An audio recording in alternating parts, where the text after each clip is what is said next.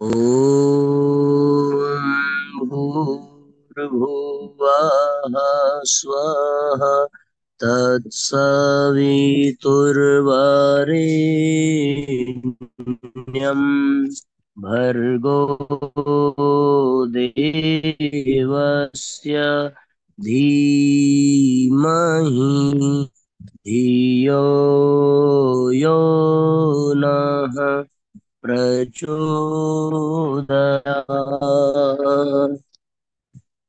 ॐ चैतन्यं शाश्वतं शान्तं व्योमातीतं निरञ्जनं नादबिन्दुसमानीतं तस्मै श्रीगुरुवे नमः। गुरुवर गुरुता दीजिए, हे पावन श्री राम। जन जन के सुख चैन हित, कभी न ले विश्राम। ओम सद्गुरु चरण कमलेभ्यो नमः। वंदे भगवतीं देवीं श्रीरामञ्च जगद्गुरुं पादमे तयोः श्रुत्वा प्रणमामि मुहुर्मुहुः। परम पूज्य गुरुदेव प्रवंदनीय माता जी के दिव्य संरक्षण में विराजमान ऑनलाइन दैनिक स्वाध्याय के आज के सत्र में आप सभी आत्मीय बंधुओं का बहुत बहुत स्वागत, बहुत बहुत अभिनंदन है साथियों। आइए भावपूर्वक आज के सत्र का हम सभी शुभारंभ करते हैं। आज का सत्र गायत्री महामंत्र के विषय पर हम सभी चर्चा कर रहे हैं। 1580वां एपिसोड है आज और शारदीय नवरात्रि के पर्व में ये स्वाध्याय की महिमा और भी अधिक महत्वपूर्ण हो जाती है जब हर व्यक्ति गायत्री साधना में निमग्न हो। आज का पहला अध्याय है शक्ति के जागरण में शब्द का महत्व। हम लोगों ने ये बहुत सुंदर पर चर्चा की थी कल के स्वाध्याय में कि ईश्वर की अनेक शक्तियां हैं, स्थूल शक्ति, सूक्ष्म शक्ति, और उनसे भी परे है दैवीय शक्ति। दैवीय शक्ति जिससे संपर्क साध लेने पर लौकिक और पारलौकिक दोनों सुख सौभाग्य प्राप्त होते हैं। ईश्वरीय शक्तियों से संपर्क करने का एक माध्यम है गायत्री मंत्र। गायत्री मंत्र में ऐसी चुंबकत्व शक्ति है जो दैवीय शक्तियों को, गायत्री शक्ति को अपनी ओर आकर्षित करती है। साथ ही ये आकर्षित करने का विज्ञान है कि जब हम लोग गायत्री मंत्र के शब्द का उच्चारण करते हैं तो जिह्वा, मुख, कंठ, तालु इनके कंपन से एक तरंग पैदा होती है।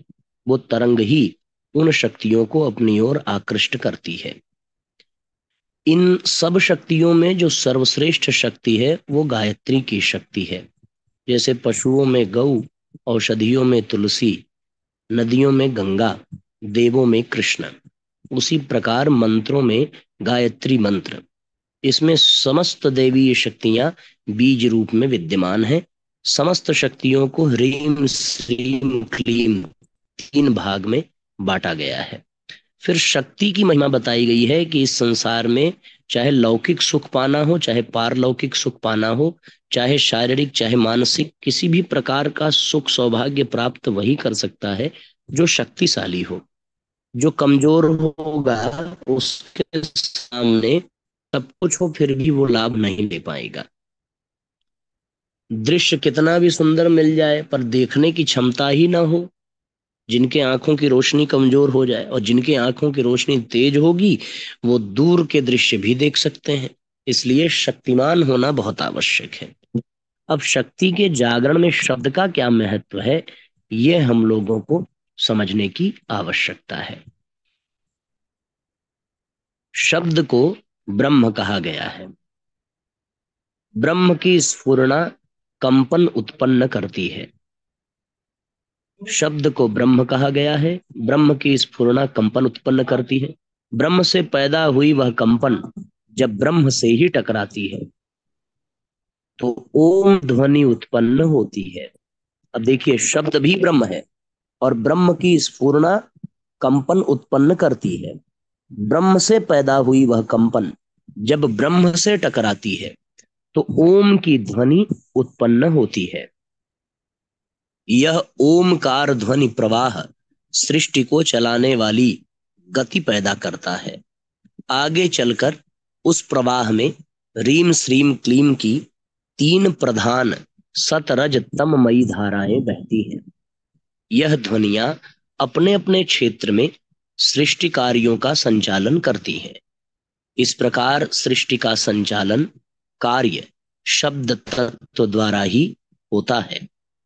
शब्द कंपनों की विशिष्टता यह है कि वह उद्गम स्रोत से द्रुत गति से निकलकर सुदूर अंतरिक्ष की यात्रा करते हुए अपने मूल स्थान पर वापस लौट आते हैं। दूसरे शब्दों में कहें तो यह कंपन एक गोलाकार घेरा बनाते हैं। जब यह ध्वनि प्रवाह वापस लौटता है तो वह अपने साथ एक स्वजातीय तत्वों की सेना लेकर लौटता है। शब्द कंपनों की यही वैज्ञानिकता के कारण मेघ मल्हार गाने से वर्षा का होना, दीपक राग गाने से बुझे हुए दीपक का जल उठना संभव होता है।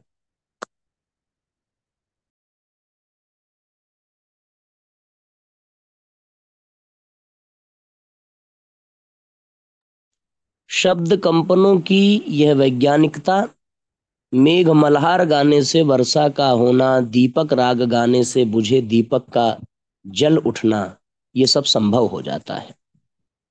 गायत्री मंत्र द्वारा भी इसी प्रकार शक्ति का आविर्भाव होता है। गायत्री मंत्र के कंपन अंतरिक्ष से अपने साथ विशेष विद्युत लेकर आते हैं, जो साधकों के लिए दैवीय वरदान सिद्ध होते हैं। ये बड़ी विशेष बात है। इसको हम लोग स्पष्ट समझ ही रहे होंगे। यह साथियों शब्द के विज्ञान के विषय में बहुत महत्वपूर्ण चर्चा की गई है। शब्द का विज्ञान कि जब मुंह से शब्द निकला तो वह सुदूर क्षेत्रों की परिक्रमा करता हुआ वापस उसी स्थान पर लौट आता है जिस स्थान से उसका उद्गम है। इसका विज्ञान है ये, ठीक है ना। गायत्री मंत्र के द्वारा भी यही होता है कि इसमें शक्ति का आविर्भाव होता है और मंत्र के कंपन से अंतरिक्ष से अपने साथ बहुत विशेष प्रकार की ऊर्जा विद्युत लेकर के वो साधक के लिए वापस आता है। वही ऊर्जा साधक के लिए दैवीय वरदान सिद्ध हो जाती है।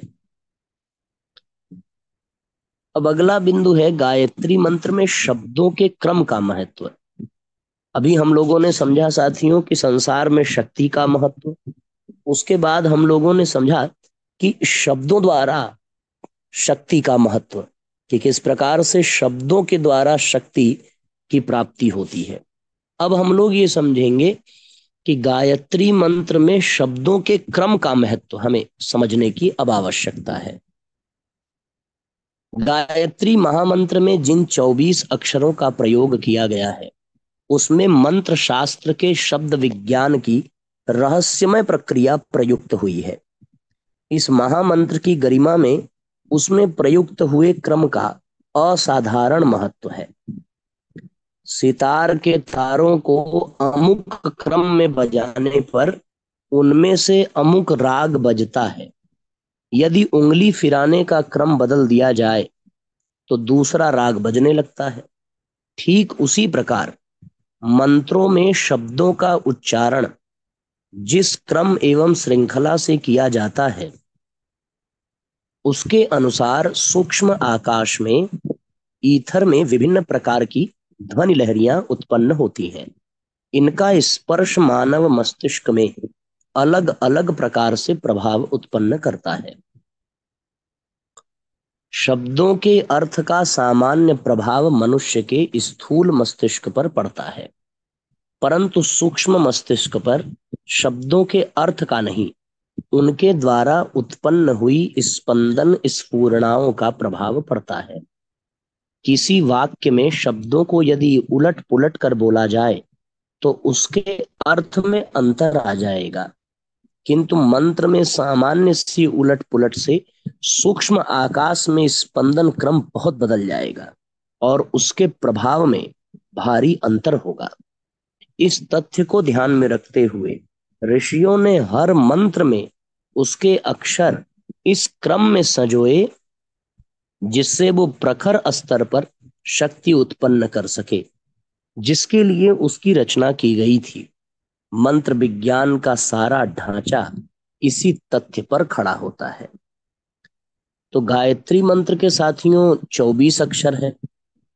तत् है, स है, वी है, तुर, व, रे, ण्यम, ये सारे अक्षर जितने भी हैं 24 के 24, इनको क्रमबद्ध तरीके से इस प्रकार सजाया गया है कि इससे शास्त्रों में जो वर्णित लाभ और महत्व बताए गए हैं वह सब कुछ प्रस्फुटित होता है और उच्चारण करने वाले साधक को उसका विशेष लाभ प्राप्त होता है। यह विशेषता है मंत्र में शब्दों के क्रम की। ये बिल्कुल सितार को एक सिस्टमैटिक तरीके से उंगलियां बजाती हैं तो अमुक अमुक राग निकल जाता है। हारमोनियम पे भी आप देखें, मालकौंस राग बजाने के लिए उसका जो आरोह अवरोह क्रम है वो अलग है, उसमें अलग सरगम लगेगा।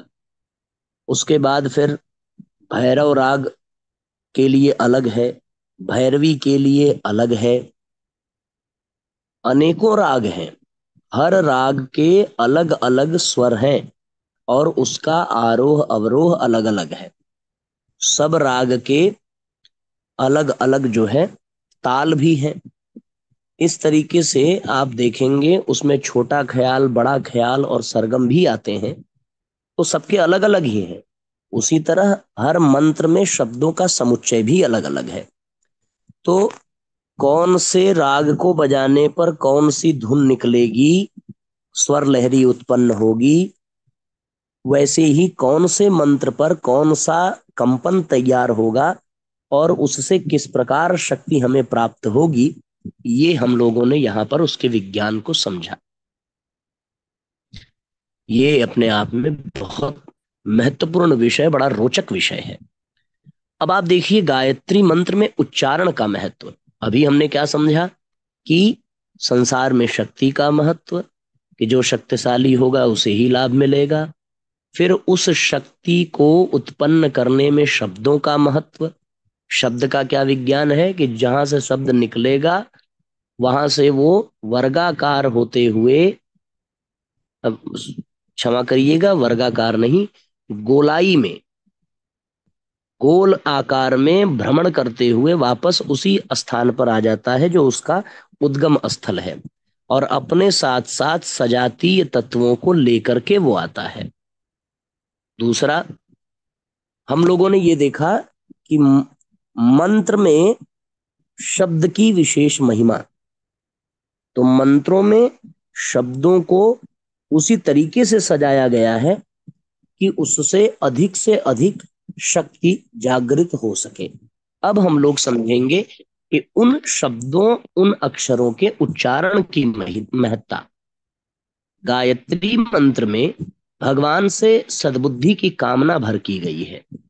इसी अर्थ प्रयोजन को व्यक्त करने वाले सैकड़ों मंत्र और कविताएं हमारे पास उपलब्ध हैं। फिर उन सबको गायत्री मंत्र के समकक्ष क्यों नहीं रखा गया और उनका उच्चारण उतना फलप्रद क्यों नहीं होता? कारण यह है कि मंत्रों का चयन ध्वनि विज्ञान के आधार पर किया जाता है। मंत्र सृष्टाओं की दृष्टि में शब्दों का गुंथन ही महत्वपूर्ण रहा है। ह्रीम, श्रीम, क्लीम, ऐम, हूम, यम, फट आदि बीज मंत्रों का कुछ अर्थ नहीं होता। मंत्रों का सृजन यह ध्यान में रखते हुए किया गया है कि उनका उच्चारण किस स्तर का कंपन उत्पन्न करता है और जपकर्ता बाह्य वातावरण तथा वांछित प्रयोजन पर क्या प्रभाव पड़ता है। जप करने वाले के ऊपर, जिस वातावरण में वो जप कर रहा है उस वातावरण पर, और वांछित प्रयोजन, जिस प्रयोजन के लिए कर रहा है उस प्रयोजन पर क्या प्रभाव पड़ता है।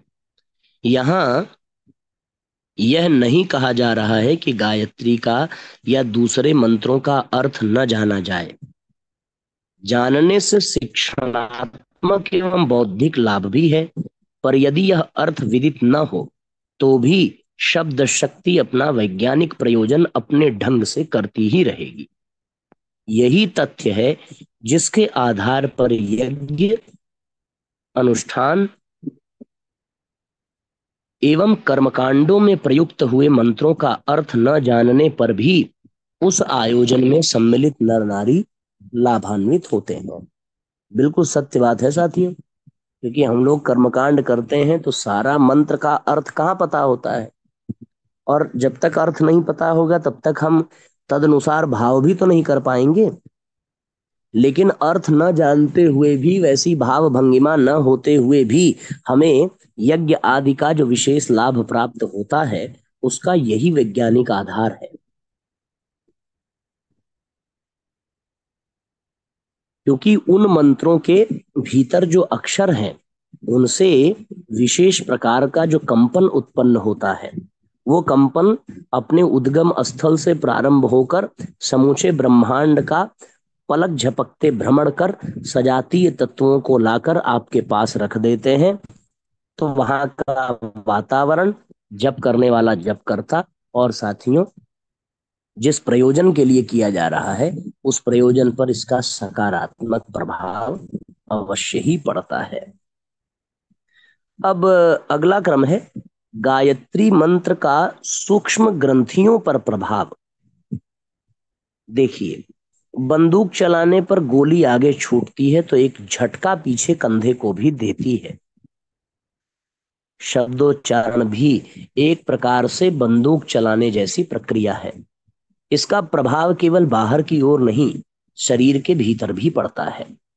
गायत्री महामंत्र में प्रयुक्त हुए 24 अक्षर जब उच्चारित किए जाते हैं तो सर्वप्रथम मुख के विभिन्न अवयव, दंत, ओष्ठ, जिह्वा, कंठ, तालु आदि का परिचालन होता है। मुख के उन अंगों के नाड़ी तंतु शरीर के विभिन्न भागों तक फैले हुए होते हैं और इनके बीच बीच में कई सूक्ष्म ग्रंथियां और यौगिक षटचक्र होते हैं। मंत्र का उच्चारण इन शक्ति केंद्रों पर प्रभाव डालता है और उन्हें प्रसुप्त स्थिति से जागृत में परिणत कर देता है। इसको भी समझेंगे। शब्दोच्चारण भी एक बंदूक के भांति है, इसका प्रभाव बाहर नहीं भीतर भी होता है।